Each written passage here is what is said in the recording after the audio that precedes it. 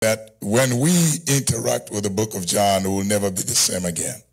You cannot read the book of John and remain the same again. It means you never read it. There is no way you can read it whether you are serious or not serious, and you interact with it, walk through this field of God's revelation and not change. Not what, everybody?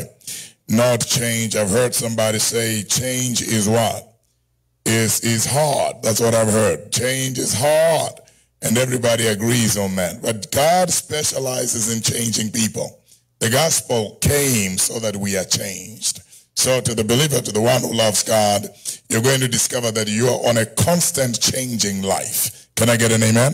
A constant changing life. You don't change once for all, but it's an everyday occurrence. So when God comes in, you know that you're growing spiritually when revelation that leads to change does not offend you, but that's what you're looking for. All right. So many people want to know, well, how do I know that I'm growing? How do I know that things are happening? Well, how is your joy factor when it comes to God showing you what he wants you to do?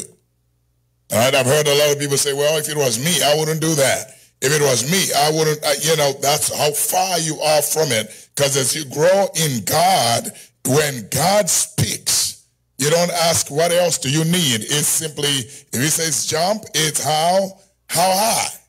And if you're jumping, you're not jumping to where he said that's how high it is, but you are jumping to please the one that you love the most. And that's the place where we need to get to, a place where I'm not asking God for the minimal requirement in this relationship, but I'm asking God for the maximum required expectations on my journey. Because now here it is, for many of us, we are in the beginning of it and we wonder why we are not getting to the end of it, because our mindsets are focusing on the minimal requirement, and if God says do extra, then we got an issue with that. All right, so come with me to this, John chapter 9. I'm feeling my energy now. It was really depleted. Verse 4 says, Jesus says something very powerful that I want to share with us.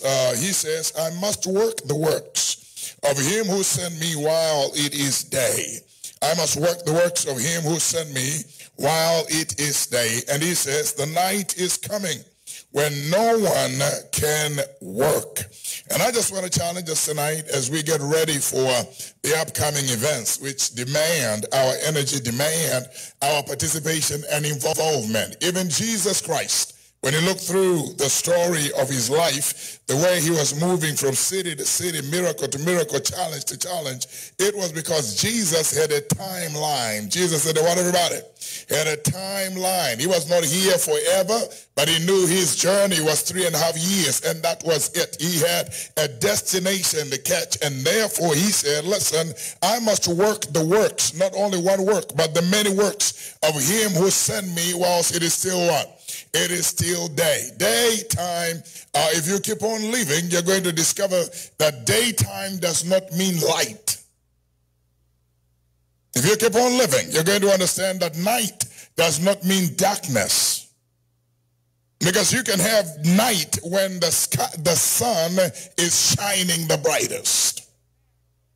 So we are not talking of the physical element of when the sun goes down and the sun comes up. But Jesus is saying, whilst that in the physical, it's easy to understand, but you need to understand all of us got seasons and stages that we are going to go through. And Jesus is saying, I would rather do all that is on me, that he has called me to do, created me to do, before seasons of night come my way. So I want to challenge us that we cannot serve God without a sense of urgency. There is no way you can please him when there's no sense of what, everybody? Of urgency. There has to be this idea of knowing that there's a bigger part of my life that I cannot explain, that I cannot control, that I cannot manage, that I cannot dictate. And before that part happens, let me do what I am able to control before what I can control gets on me.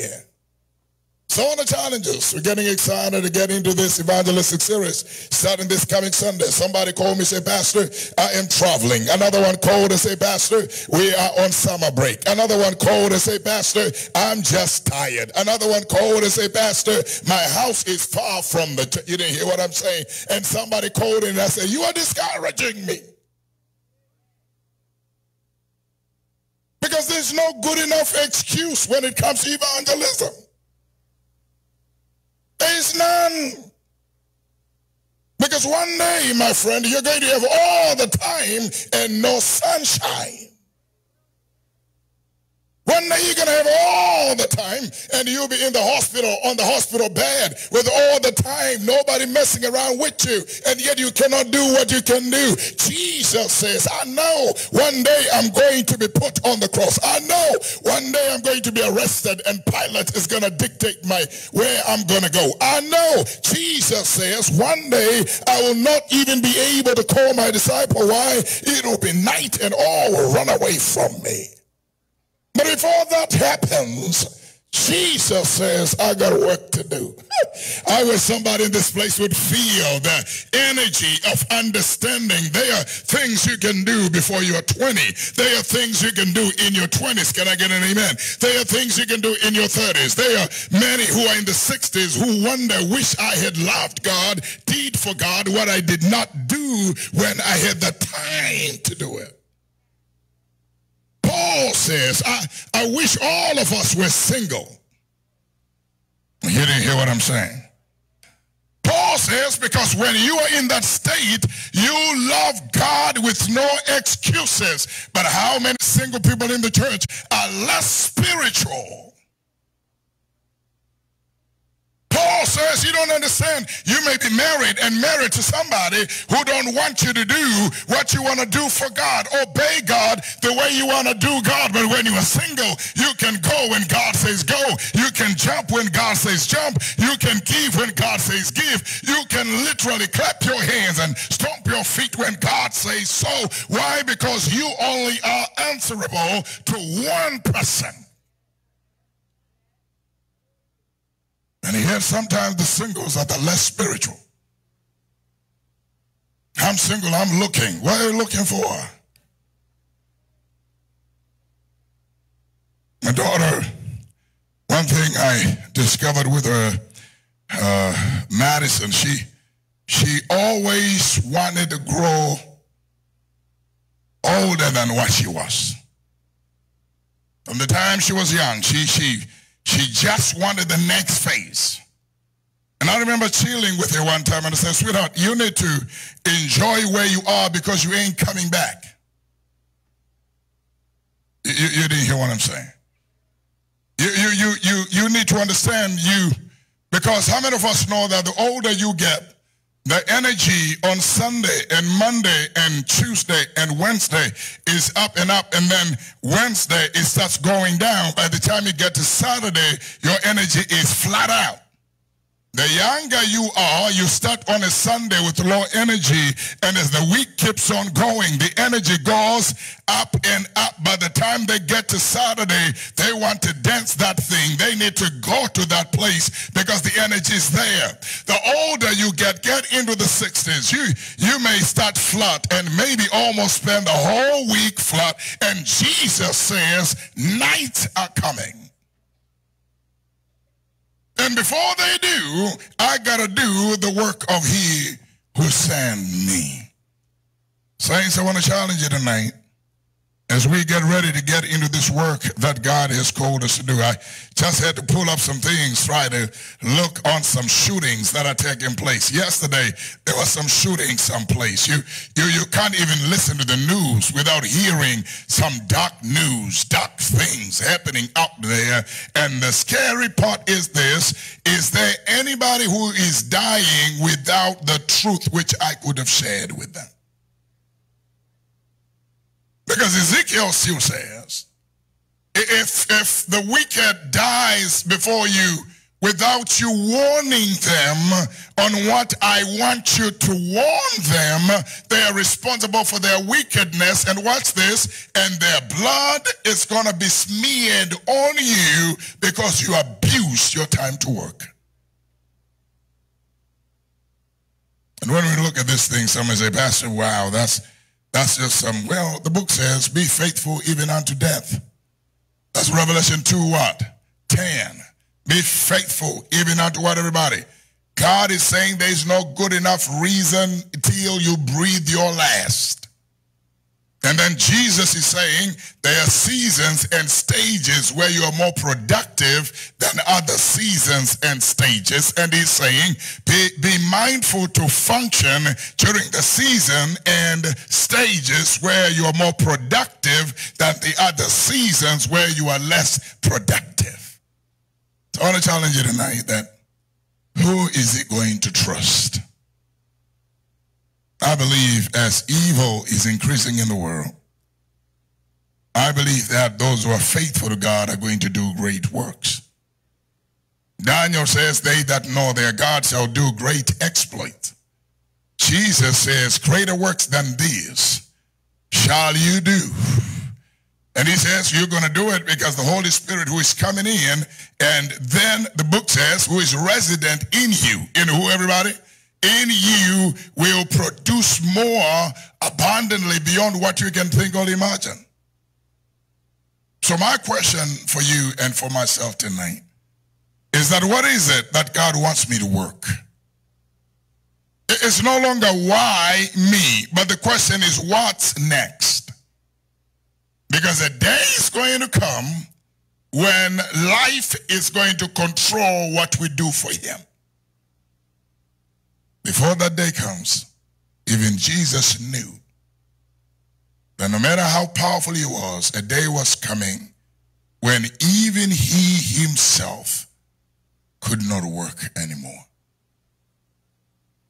But you and I know even during that night of him going to the cross, is so powerful that in the darkest night, Jesus stopped the night and forgave the thief on the cross. Jesus worked all the way to the last breath. And let me tell you something. One thing that heals a lot of feelings, emotions in our lives is working for God. You didn't hear what I'm saying? Working for? God is not asking you to go to India. God is just asking you to be effective where you are. Cross the street. Talk to your neighbors. Let them know. Whatever God has put on your heart, just do it. He's not asking you to go to Saudi Arabia. Come on, talk to me. Where some people are being asked to go. They're being asked to go to Yemen, where in Yemen God is not even asking you to serve him in Ukraine. You didn't hear what I'm saying? God has people in Ukraine who are dodging bombs, and still God is saying, work the work. And we sit down and said, it's too hot.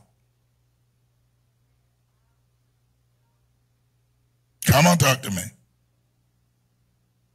Ain't no store that has lost sales in the summer.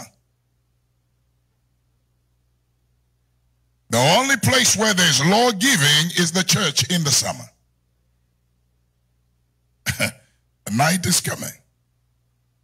Ezekiel says the day is coming when our own money, people are going to throw their money on the streets. You ready for it? And nobody will pick it up. So Jesus says, do whilst it is commendable. Because there's a day when people are going to throw it out because it is unbearable. I didn't come out to frighten you out, but I just came to set the fire ablaze again. That one day I know that my night is going to come. It may be night for sickness. It may be night for experiences that you never asked for. I was visiting one of our members today who just discovered last week Just went to the doctor, discovered, well, the doctor said, well, there's something, let me check on that thing. And they checked on that thing. And immediately they said, man, you got, it's cancer and it's coming and it's ruthless and you need to go to the hospital right now. They were in church here this Sabbath and they got a call from the doctor. You need, wherever you are, whatever you're doing, drop it all and go to the hospital right now. And when they went there, they were told, well, you are here for 4 weeks. Came to church dressed up to serve, got a call from the doctor and said, whatever you're doing right, don't even go home. That's night.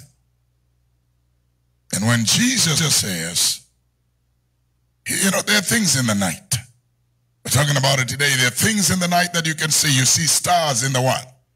In the night. So even when you get into your night season, there are things that God will reveal to you. But Jesus is saying you're most effective when you do it during the day. So I want us to pray today. The Lord may help us, give us assignments for the day. Those watching on our social media platforms, we pray that you pray the prayer. God, what are the works I must do? That's plural, not singular. It's not one thing. And the work of God is not what we do in the church, by the way. You didn't hear what I'm saying. Come on, talk to me. It's not what we do in the church. No. It's what we do away from the church. What we do between Sunday and Friday is more important than what we do on the Sabbath. You didn't hear what I'm saying? You cannot measure what you're doing for God based on what you do at church. No.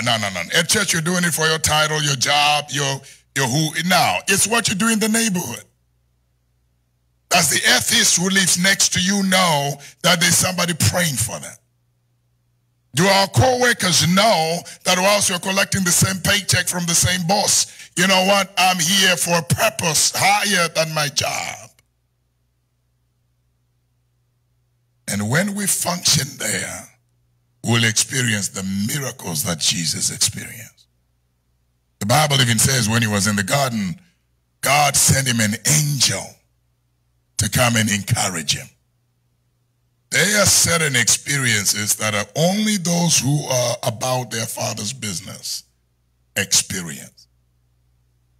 When you want to see the hand of God move in your life, get involved in the work of God and watch and see. There are testimonies that if you were to say them in church, they will not be in context. Did you hear what I'm saying? Yeah, but God has a way of preserving, protecting, and leading and guiding you to a place when you are involved in his work. So tonight, let's do it before the night comes. Whatever the night will be, whatever shade and shape it will be, God is saying there's work before that happens. And we are going to pray. Father, thank you so much for this moment. We are grateful for the challenge. We're grateful for the inspiration. And now we pray that God, as we end this phase of the service and enter into another, may your spirit guide us and lead us and saturate this place that we may do that which you want us to do. In Jesus' name we do pray. Amen and amen again.